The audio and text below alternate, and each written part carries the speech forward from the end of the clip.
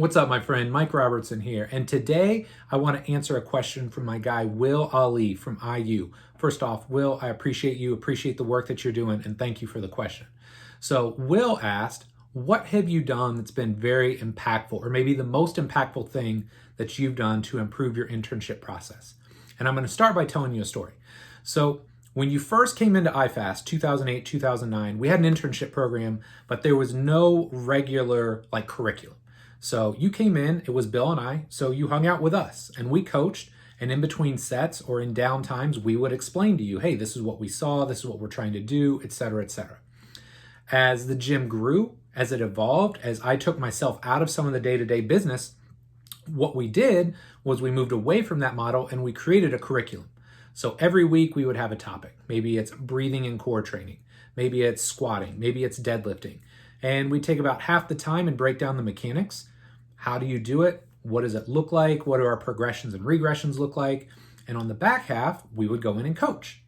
Now, one thing that I found was I'd like to think I'm a pretty fun guy to be around, right? Like higher energy, we're not going to be bored when we do staff ed.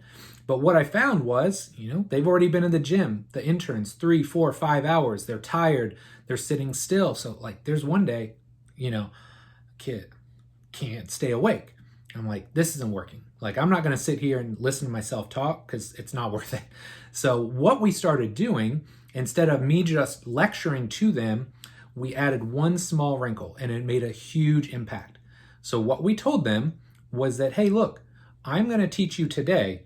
On Wednesday, you're going to teach this back to us. So immediately they have to be more engaged. The learning is more active because now they're trying to take all this in, they're trying to process it, and then they're going to go home and they're going to continue to work on it because they know on Wednesday they're going to have to come in and teach it. Now, here's what's even meaner, maybe depending on how you look at it, but this is something that we did. So when we started, we'd say, okay, Tim, this is your week. So on Wednesday, you're going to teach how to squat. As we did this longer, we realized, oh, well, Tim's really locked in, but maybe the other 3 aren't. So now what we do is we're going to teach it on Monday, and then on Wednesday, one of you is going to be called on. It's like a pop quiz. So now we've got full engagement every single week, and we know that come Wednesday, all of them have some idea as to how they're going to teach, how to squat, how to hinge, whatever we learned on Monday. They're more engaged, they're more tuned in, and they're going to get a far better response as far as understanding what we need them to know about those specific lifts or program design or whatever we covered in our session on Monday.